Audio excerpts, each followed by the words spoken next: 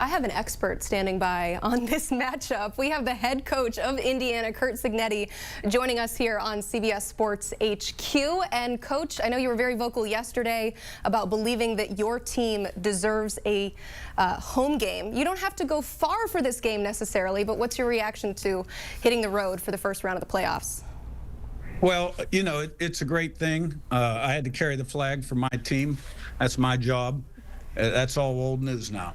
So we know who we're going to play, when we're going to play, and where we're going to play. And we're excited about it. Going to be playing a good football team, very well coached. It's won 10 games in a row.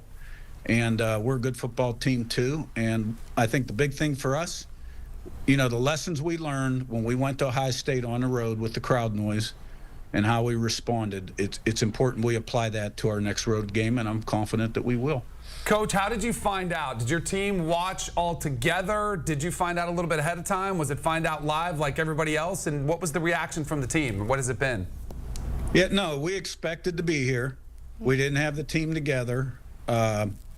We knew we were going to be in this playoff, and it's business. And so where are they right now? I don't know where they are. They'll be tomorrow at 5 o'clock, you know, for our team meeting. And quite frankly, today in the new college football world, the staff will spend half its time today evaluating portal guys and half its time guys on their own taking a peek at Notre Dame, and we'll start up on them tomorrow. Coach, we've seen in the past, even in a condensed playoff, a 14 playoff, even back in the BCS era, a team would make it there for the first time. They'd go through the process, and then sometimes you would hear coaches come out on the other side months later and say, I wish I'd done this, or I wish I would have known to do that. I wish I would have structured practices a little bit differently.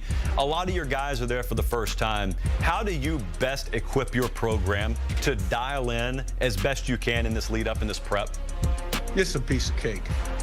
I'm used to being in the playoffs, used to advancing in the playoffs. You know, we're going to stay true to the process. You know, next week it's like you have an open week, and then you're in game week. So, you know, you got to win to move on. Coach, you mentioned you learned a lot about going on the road, playing at the Shoe at Ohio State. But the week before, you guys played Michigan and got that big win against a team that a lot of people said would be your biggest challenge. I mean, every game as it's gotten incrementally more challenging, that's been the case. You guys have always risen to the occasion. What have you learned about your team in those last kind of, you know, games that you'll have to apply to Notre Dame, who's another one of these teams that will be power rated, they'll be favored against you guys, they'll have the bigger players, you know, on paper. What have you learned that you guys can do against a program like that? Well, you know, I'm going to start off by saying this. I'm going to give Michigan a lot of credit first. You know, we should have been up in that game at halftime by 3 or 4 scores. We were up by 14 points. They came out in the second half and played at another level, particularly on defense. And they carried that on to their next home game against Northwestern and then against Ohio State. All right? So we went to Ohio State. We didn't play like we wanted to play. I like the way we responded against Purdue. And I think, once again, you know, we learned some lessons there, particularly with crowd noise. And our punt team gave them 14 points, right? We're up 7-0 a quarter and a half into the game. With 1:38 to go in the game, it's 7-7. We're punting, and we dropped the snap. And, you know, and then the first series of the second half, we're punting.